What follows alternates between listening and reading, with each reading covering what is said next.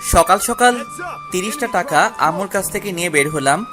আব্বু অনেক কষ্ট পাচ্ছে বুঝতে পারছি, বাট কিছু করার নাই। আজকে ভার্সিটিতে আমার পরীক্ষা, তাই তাড়াতাড়ি করে বাসের জন্য বাস স্টেশনে দাঁড়িয়ে গেলাম। অনেকক্ষণ পরে বাস এলে বাসে জায়গা নাই, যে দাঁড়িয়ে যাবো। অনেক কষ্টে বাসের ভিতরে গেলাম। 10 মিনিট পরে ভার্সিটিতে চলে আসলাম। আর আমি নেমে গেলাম বাসা থেকে, না খেয়ে চলে আসলাম। হাতে আছে 20 টাকা, বাসায় যেতে লাগবে 10 টাকা, আর 10 টাকা আমার কাছে থাকবে। ওই 10 টাকা দিয়ে একটা রুটি খেতে পারবো। দোকান থেকে একটা রুটি কিনলাম আর খেলাম, সাথে 1 গ্লাস পানি খেলাম। 10 টাকা দিলাম।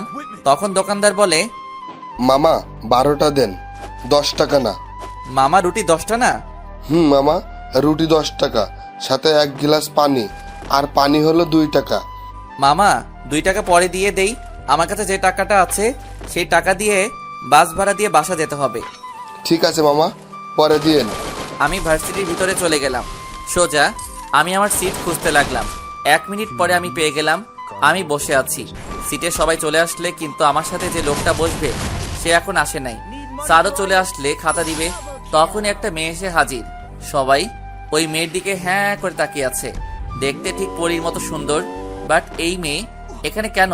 কখনো তো দেখি নাই এই মেয়েকে আমাদের ভার্সিটিতে। তখনই স্যার, আরে আদিবা, ভিতরে আসো। আর সবাই শোনো, ওর নাম আদিবা। আজ থেকে সে তোমাদের সাথে পরীক্ষা দিবে, আর সে তোমাদের সাথে পড়বে। যাও, তোমার সিটে গিয়ে বসো। মেয়েটা এসে আমার সাথে বসলে, আমার সাথে বসতেই তার একটু সমস্যা হচ্ছে, তা আমি বুঝতে পারছি। আমার কাপড়গুলো একটু পুরনো টাইপের, তাই আমি মেয়েকে বললাম, হাই, আমি আবির আহমেদ আদি। মেয়েটা ভাব নিয়ে কোনো কথা বলে না। তখন বুঝলাম মেয়েটা বড়লোকের দোলানি, তাই এত ভাব। স্যার খাতা দেওয়া শুরু করলে, সাথে প্রশ্ন। সবাই লিখতে শুরু করলে, আমি আমার মতো করে লিখছি। সবাই এক্সট্রা পেপার নিচে, আমি শুধু তাকিয়ে তাকিয়ে দেখছি আর ভাবছি কি এমন লেখছে তাদের এত এক্সট্রা পেপার লাগে। আমার তো আরো অনেক পৃষ্ঠা বাকি আছে। দেখতে দেখতে প্রায় সময় শেষের দিকে চলে এসেছে। তারপরে কি একটা এক্সট্রা পেপার নিলাম, একইভাবে ঠিক সময় লিখে পরীক্ষাটা দিলাম। সবাই বের হয়ে সব বন্ধুদের সঙ্গে কত কথা বলছে, বাট আমি বলতে পারছি না, কারণ আমার কোনো বন্ধু নাই। আমার পোশাক দেখে কেউ আমাকে বন্ধু বানাতে চায় না, আর আমিও কারো বন্ধু হতে চাই না। বাসায় আসার জন্য বাসে উঠলাম। 10 মিনিট পরে আমাকে বাসার কাছে নামিয়ে দিলে আমি বাসায় ঢুকি। তখন আমার কলিজার টুকরা বোন আমার কাছে এসে হাজির। ভাইয়া ভাইয়া, আমার চকলেট কই? সরি কলিজা, আনতে মনে নাই, কালকে আনবো কেমন? আমার কাছে টাকাও শেষ হয়ে গেছিল, যার কারণে চকলেট আনতে পারি নাই। আমি প্রতিদিন ভার্সিটি থেকে আসার সময় চকলেট নিয়ে আসি। আর হ্যাঁ, আমার ছোট বোনের নাম মারিয়া। আচ্ছা। ওই পাগলি, রাগ করিস কেন? বললাম তো সত্যি মনে নাই। তখন আম্মু বলে, আদি, ফ্রেশ হয়ে খেতে আয়, আমি ভাত বাড়ছি। মারিয়া, এখানে আয়। আচ্ছা আম্মু বলে উপরে চলে গেলাম।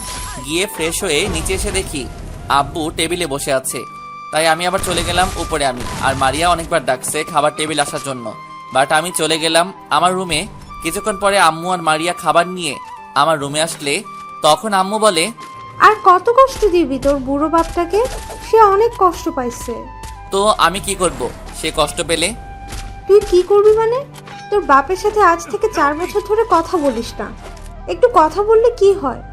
সে না হয় একটা ভুল করেছে, তাই বলে তুই আর তার একমাত্র ছেলে হয়ে তার সাথে কথা বলিস না, তার দেওয়া কোনো গাড়ি বা পোশাক নিচ্ছিস না, সবসময় পুরান পোশাক পরে ভার্সিটিতে যাস, তারও আবার লোকাল বস দিয়ে তোর বাপের অনেক কষ্ট পায়। কার জন্য সে এত টাকা ইনকাম করে বল? আমি কি তাকে বলছি যে আমার টাকা লাগবে বা আমার জন্য টাকা ইনকাম করতে?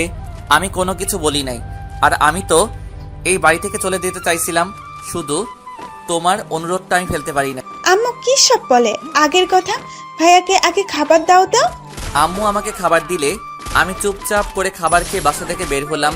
মাঠে গেলাম খেলতে, অনেকদিন পরে খেলতে গেলাম। আমাকে মাঠে দেখে